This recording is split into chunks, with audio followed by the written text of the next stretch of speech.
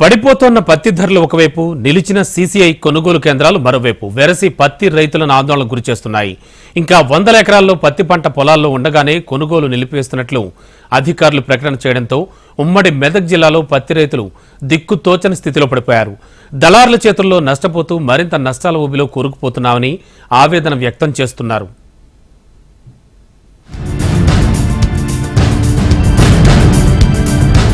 కాయకష్టం చేసి పండించిన పత్తిని అమ్ముకుందామని వస్తే సీసీఐ కేంద్రాలు రైతులకు షాక్ ఇస్తున్నాయి. నిల్వలు ఎక్కువ కావడంతో కొన్ని రోజుల పాటు పత్తి కొనుగోళ్లు నిలిపేస్తున్నామని చెప్పి తిప్పి పంపుతున్నాయి. దీంతో ఉమ్మడి మెదక్ జిల్లాలో పత్తి రైతులు అయోమయానికి గురవుతున్నారు. కిరాయి పెట్టుకుని వాహనాల్లో పంటను తీసుకొస్తే కొనడం లేదని వాపోతున్నారు. ఇంట్లో పత్తిని నిల్వ ఉంచడం వల్ల పత్తి బరువు తగ్గడం, రంగు మారడం వంటి సమస్యలు తలెత్తుతున్నాయని రైతులు ఆందోళన చెందుతున్నారు.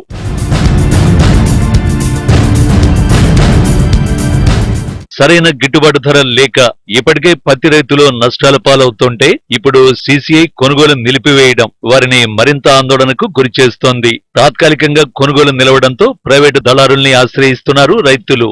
అన్నదాతల అవసరాలను ఆసరా చేసుకుని దళారులు వారిని మరింత నట్టేట ముంచేస్తున్నారు. సీసీఐ కంటే తక్కువ ధర ఇవ్వడం, తరుగు రూపంలో కోత పెట్టి ఆరుగాలం శ్రమించిన పత్తి రైతుల్ని దళారులు మోసం చేస్తున్నారు. ఇష్టం వచ్చిన రేటుకు దళారులు పత్తిని కొనుగోలు చేస్తున్నారు. ఫలితంగా పెట్టిన పెట్టుబడి కూడా రావడం లేదని ఆరోపిస్తున్నారు రైతులు. జిన్నింగ్ మిల్లుల్లో నిల్వ చేసేందుకు స్థలం లేదనే సాకుతో సీసీఐ ఆకస్మిక నిర్ణయం తీసుకున్నదని అధికారుల తీరుపై రైతులు మండిపడుతున్నారు.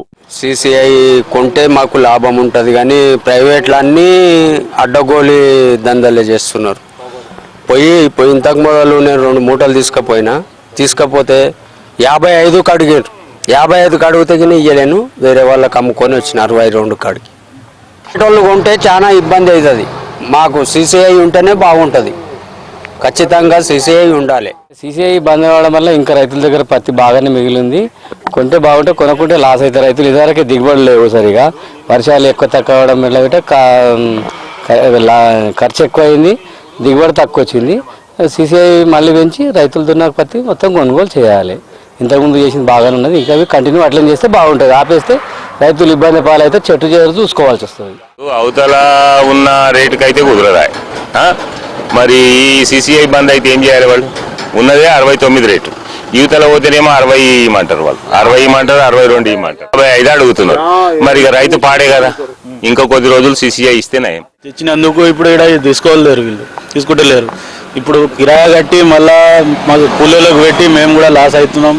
ఇంట్లో పెడితే అది గోకుడు స్టార్ట్ అవుతున్నది. దానివల్ల ఏం చేయాలి? ఇప్పుడు లాసే ఉన్నాం. దానికి వెళ్ళి వాళ్ళు అంటున్నారు ఇప్పుడు 7 తారీఖు దాకా ఏం ముట్టము, మీరు తెచ్చింది అట్లనే రిటర్న్ తీసుకోండి అంటే మళ్ళా కిరాయిలు 2 సార్లు కట్టుకోవాలి కదా మేము.